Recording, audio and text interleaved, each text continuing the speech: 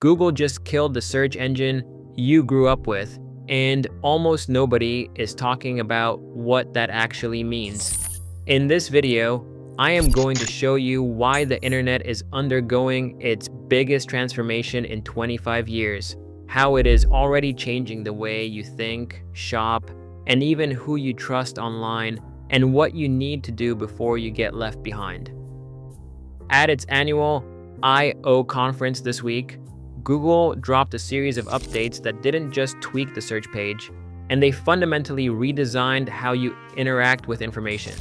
The iconic simple white search box is getting its most drastic upgrade since the company launched. It now expands to accommodate much longer, more complex questions, and it lets you drop in photos, files, even Chrome tabs to refine your search without starting over. The goal, according to Google's Vice President of Product Robbie Stein, is to shrink the number of steps between you and your answer. But behind that clean UX lies a massive behavioral shift. People are no longer searching the way they did for 2 decades. Instead of typing "best running shoes" and clicking a link, they're now asking, what's the best running shoe for someone with flat feet who runs on pavement in rainy weather and wants something under $150? And they expect a direct answer, not 10 blue links. This isn't happening in a vacuum. ChatGPT arrived in late 2022 and, almost without anyone noticing, retrained hundreds of millions of people to talk to the internet like a person, not a machine. Data from SEMrush confirms what many of us have been feeling. Searches longer than 11 words have nearly doubled, from 3.27% to 5.37% of all queries, and conversational-style questions have exploded from 5% to 20%. And yet, here's the wild part. The median Google query is still just 3 words.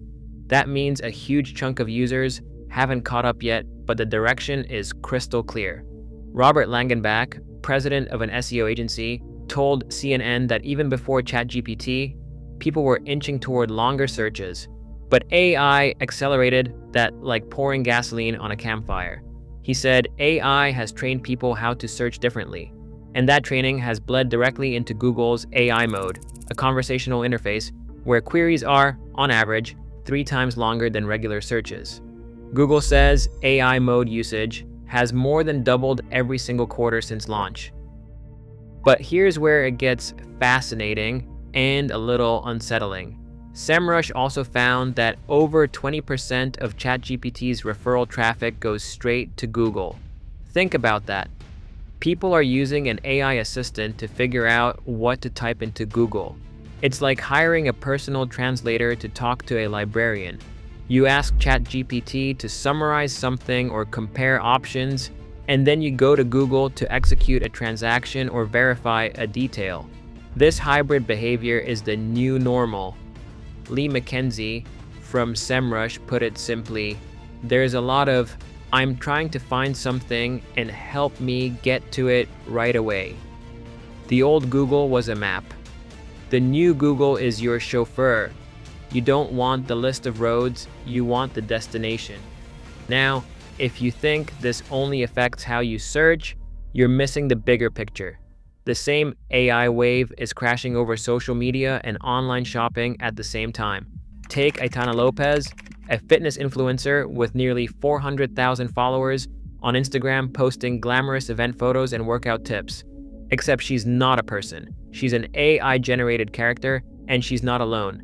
Lil Miquela, Ludu Magalu, Granny Spills, these artificial personalities are landing brand deals, and marketers are pouring money into them.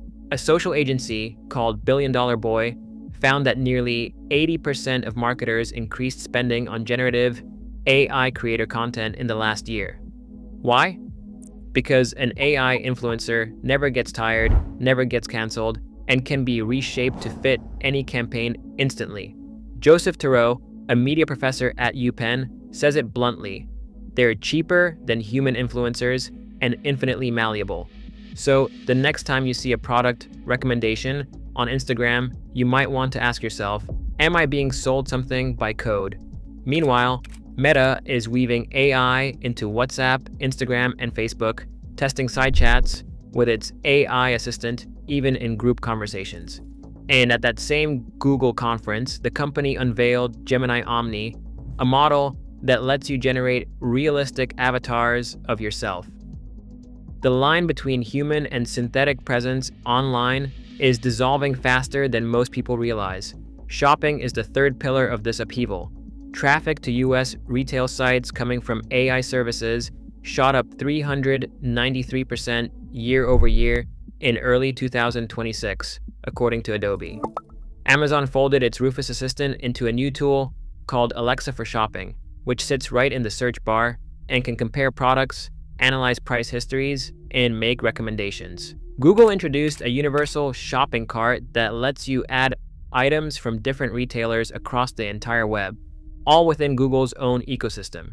The battle isn't just about who gives the best answer, it's about who controls the transaction.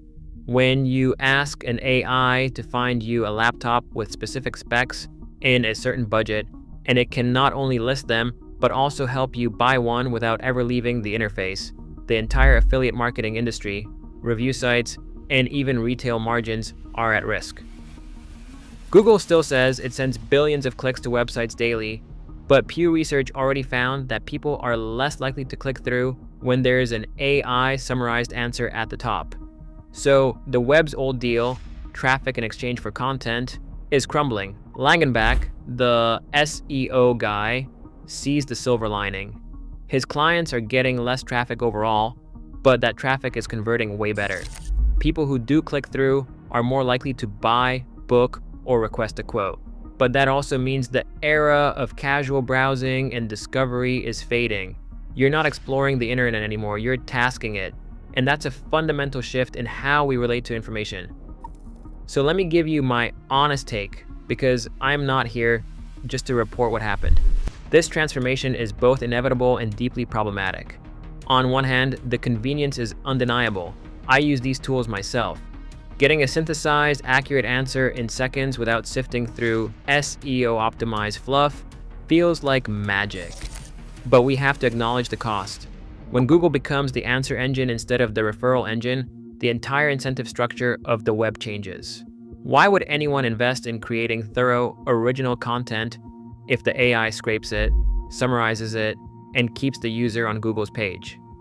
The long-term risk is a hollowed-out internet where primary sources dry up and AI models end up regurgitating and remixing their own stale outputs. We're already seeing hints of that. The rise of AI influencers introduces a trust crisis. If I can't tell whether a person is real, how do I trust their recommendation? Brands will chase cheaper options, and the internet will fill with synthetic endorsements. Combine that with AI avatars that anyone can generate, and social media might become a hall of mirrors where authenticity becomes a luxury. And for professionals watching this, marketers, consultants, entrepreneurs, the ground is shifting under your feet. The old playbook of SEO keyword stuffing is dying. You need to optimize for entities, context, and conversational intent. If your content doesn't answer a specific nuanced question better than an AI can summarize, you become invisible. The bar for value just got raised to the stratosphere. And the platforms that control these AI gateways, Google, Meta, Amazon, OpenAI, they hold the keys to what users see. That's an uncomfortable concentration of power that regulators haven't fully caught up to yet. But here's the thing I want to leave you with. This is not the end of human creativity or business. It's a reset. The people who will thrive are those who understand that AI isn't just a search tool, it's a filtering layer. You need to be the source that the filtering layer trusts, the original insight that the AI cites. Build expertise, build direct relationships with your audience, and stop relying on borrowed land like search rankings. The internet is becoming an active conversation partner, not a passive repository. Talk to it like a person, but never forget that behind that helpful tone, there are trillion-dollar companies designing every interaction to keep you inside their ecosystem. If you want to stay ahead of these shifts and not just read about them after the fact, hit subscribe and turn on notifications. I am breaking down the signals hidden in the noise every single week. Now, go check the AI influencer you followed yesterday. They might not exist.